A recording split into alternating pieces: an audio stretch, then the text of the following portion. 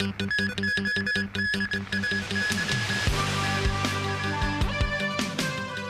suspects in last week's deadly concert hall attack in Russia appear in court. Israel claims its forces killed more than 100 Hamas fighters at Gaza's main hospital, while the Palestinians say the dead are all civilians. And in South Korea, medical professors say they will submit their resignations in support of striking junior doctors.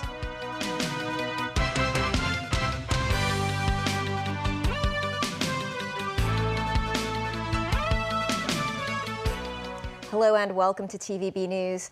Four men accused of staging last Friday's concert hall attack outside Moscow appeared before a court Sunday.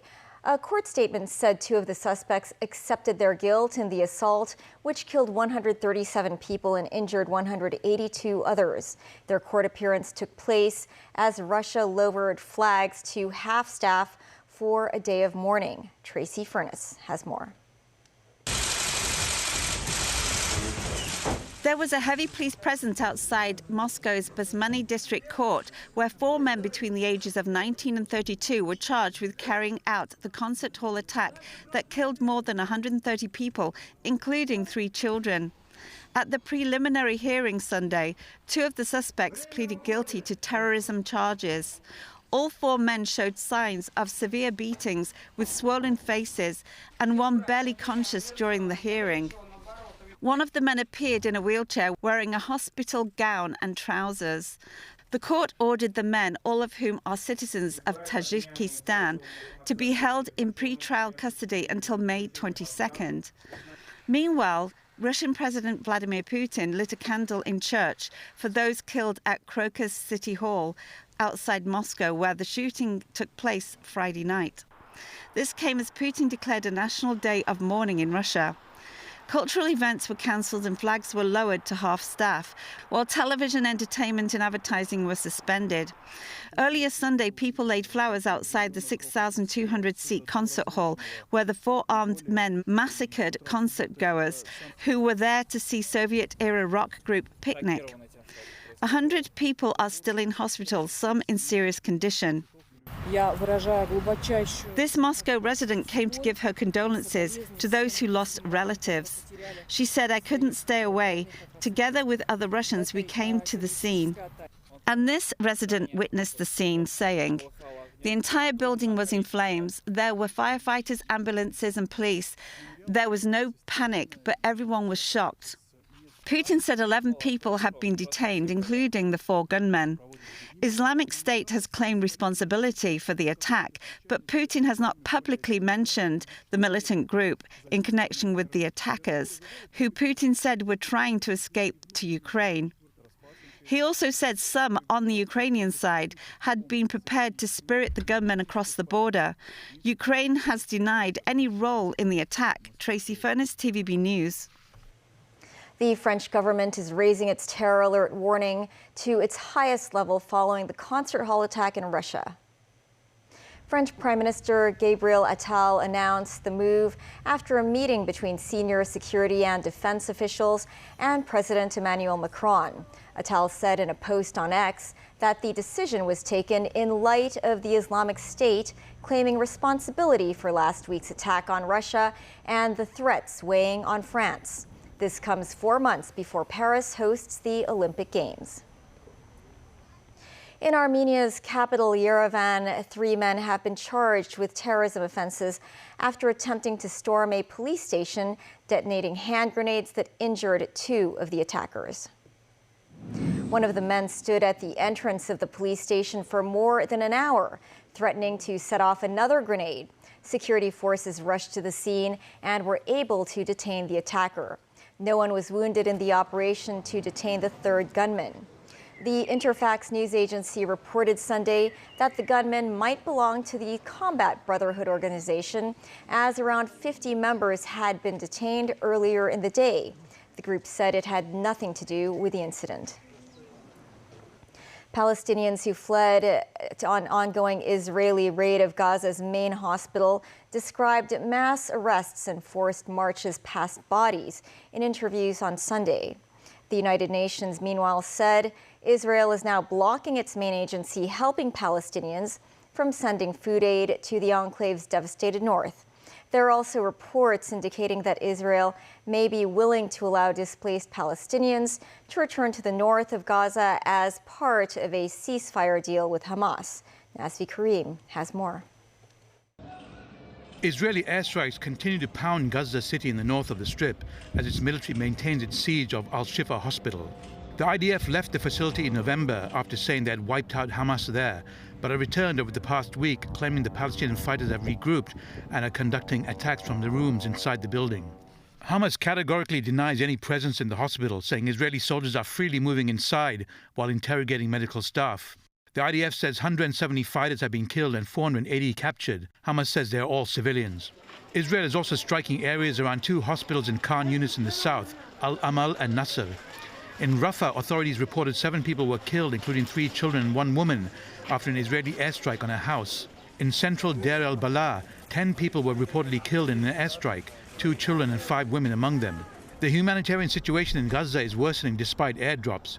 United Nations Secretary General Antonio Guterres, while visiting Jordan, repeated his call for Israel to refrain from a planned invasion of Rafah and making matters worse. I see a growing consensus emerging international community to tell the Israelis that the ceasefire is needed. And I also see a growing consensus. I heard it in the US, I heard it from the European Union, not to mention, of course, the Muslim world, a growing consensus to tell clearly to the Israelis that any ground invasion of Rafah could mean a catastrophic humanitarian disaster. Meanwhile, the UN Security Council is set to vote on a new draft resolution calling for a ceasefire during the Muslim fasting month of Ramadan, which has 2 weeks left. It was put forward by 10 elected members of the Council and has the backing of Russia, China, and 22-nation Arab bloc. However, the US said the resolution, if passed, may hinder ongoing talks seeking a longer ceasefire and the release of hostages held by Hamas. Nasri Karim, TVB News. In South Korea, senior doctors at dozens of hospitals said they would submit their resignations in support of striking medical interns and residents. Junior doctors have been on strike for 5 weeks over the government's plan to increase medical school admissions. A group of South Korean medical professors today demanded the government withdraw its plan. Kim Chang-soo, head of the medical professors group, said the doctors are prepared to discuss all issues only if the government makes a U-turn. He said the planned resignations and cutback on patient care will go ahead as planned. The senior doctors said they would continue to work even after submitting resignations. The government of President Yoon Suk-yeol is determined to carry on with its plan and has threatened to suspend the licenses of doctors who have walked off their jobs.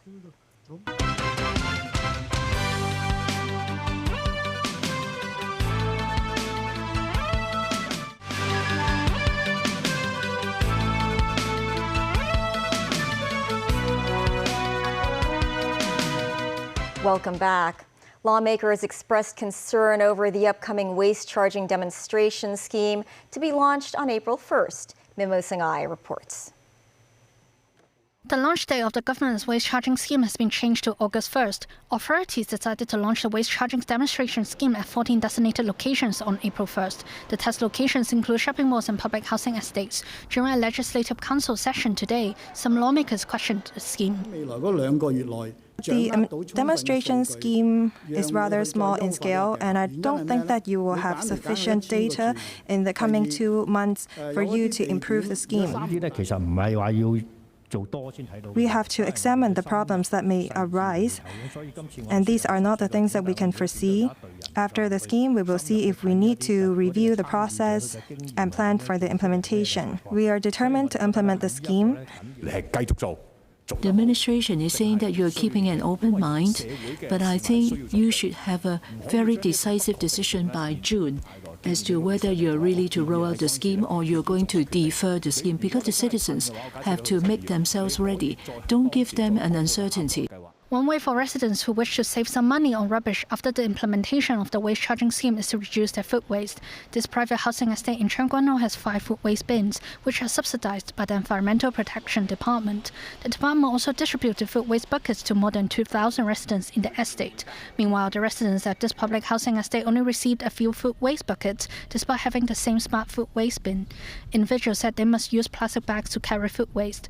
成個屋苑10幾座嚟講，得100個回收桶一定係唔夠嘅。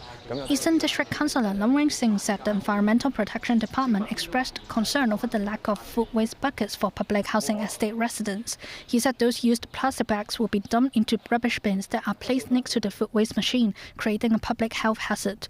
News 9, TVB News. Cybercrime remains on the rise in Hong Kong. The police recorded 37 hacking cases last year, leading to some $2.1 million in losses.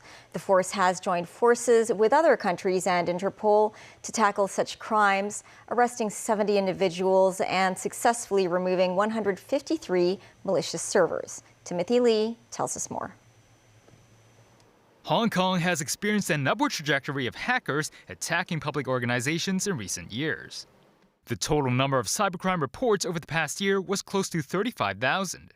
That's a 50% increase compared with the year before.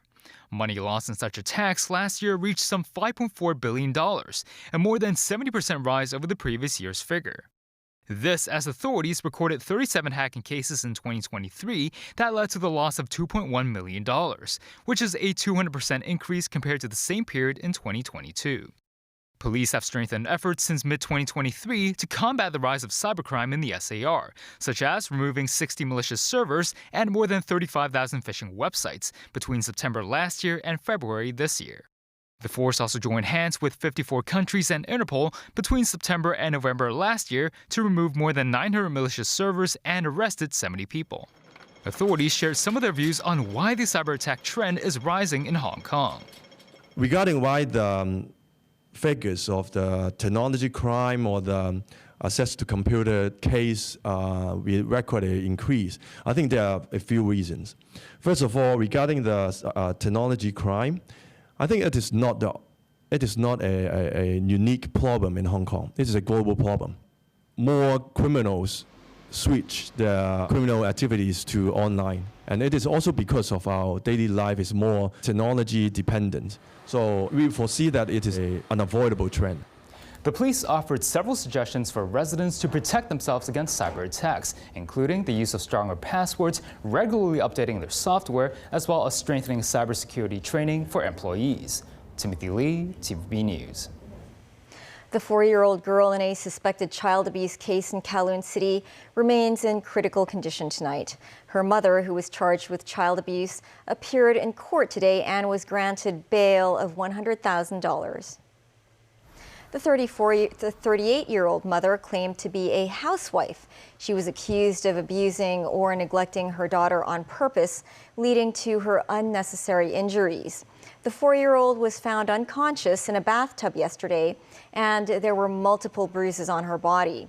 Her mother appeared at the Kowloon City Magistrates Courts earlier today, with the next hearing set for the 18th of next month.